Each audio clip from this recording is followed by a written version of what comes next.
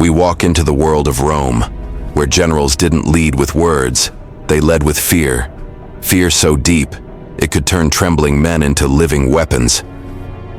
Before the first spear was thrown, the battlefield fell silent. No shouting, no songs, just the cold voice of a Roman general, whispering that disobedience was worse than death. He made examples before the fight began. A man who ran yesterday would die today. His blood fed discipline. His death reminded thousands that Rome had no mercy for weakness. Then came the formation, the machine of war. Hundreds of small units, each drilled to move, kill, and die as one. The general broke his men into pieces of steel, and each piece obeyed like a machine. When the horn sounded, they advanced in silence. No screaming, no chaos. Just the slow, terrifying march of Rome's discipline. Even the enemy's hearts began to break before the swords ever touched. Rome didn't fight fair. The general studied every hill, every shadow, every patch of mud. He'd lead his men uphill, forcing the enemy to charge into exhaustion. Sometimes he pretended to retreat, just to draw fools into a trap where cavalry waited behind the fog. This wasn't courage. It was cold calculation. Rome's brilliance was born from brutality, and if any soldier faltered, if a single unit lost faith, the general had one command: decimation. Every 10th man executed by the other 9. It was the oldest Roman rule. Better to face the enemy than your own army's justice. But Rome didn't rule by fear alone. When the killing stopped, rewards began. Gold, land, and honor, the price of loyalty to the blood-soaked empire.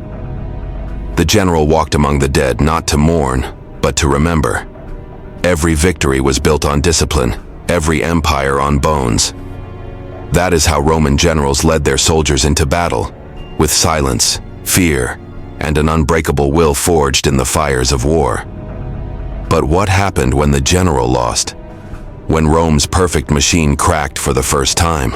In other armies, defeat meant retreat. In Rome, defeat meant judgment. The general's first command was brutal: silence the cowards. Wounded men who fled from the line were dragged back and executed before dawn.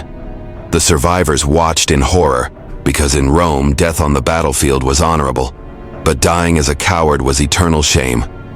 Then came the counting.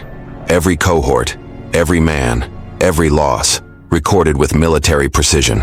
No excuses, no tears.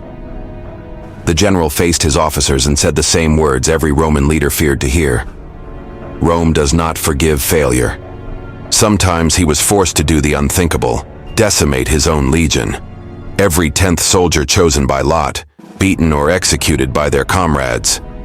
The punishment was ancient and cruel. But to Rome, discipline was worth more than mercy. And if the loss was too great, if the defeat shamed Rome itself, the general faced a darker fate. He would be recalled to the city to stand before the Senate. If he was lucky, he'd be stripped of command.